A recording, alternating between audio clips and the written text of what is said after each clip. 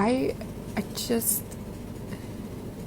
Let's talk about it. Item 1. The studies listed here do not make any conclusive causal link between acetaminophen use and autism. This study, the first one that they cite, it's not even about autism. It's about ADHD. And I know that because I read the title. This study measures acetaminophen exposure based off of its presence in umbilical cord blood after birth, but the half-life of acetaminophen is only 3 hours. So this study, as conducted, has no way of discerning whether or not the pregnant person took acetaminophen every day throughout their pregnancy or just in the 3 hours before the baby was born. And I know that because it says so in the paper. And then this one also doesn't talk about autism. I mean, it mentions other papers that do, but this study itself, the one that the scientists actually performed, the one that the HHS is putting forward as evidence to support their claims, autism is not on the list of adverse effects that they actually investigated. But the most insane part of this to me, like the most insane thing, each of these studies has a long list of confounding variables that they controlled for as best they could when they were examining these pregnancies, i.e. other things that could have happened during the pregnancy that could have led to the autism. But you know what they don't control for? You know what they didn't check for in either of the parents of these children?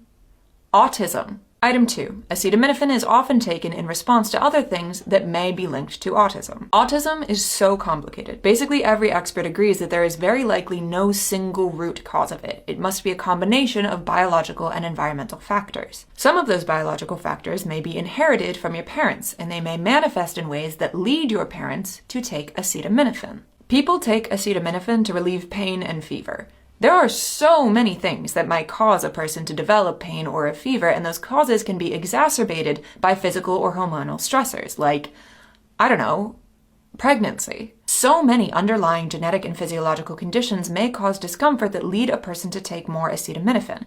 If they then pass on those physiological or genetic conditions to their child, it's not the acetaminophen's fault. Fever during pregnancy is associated with a lot of developmental disorders. You know what happens when you have a fever? You take a medication that reduces the fever. If somebody turns up to A&E with a stab wound and the doctors put bandages on it and the person dies anyway, you don't blame the bandages. Item 3.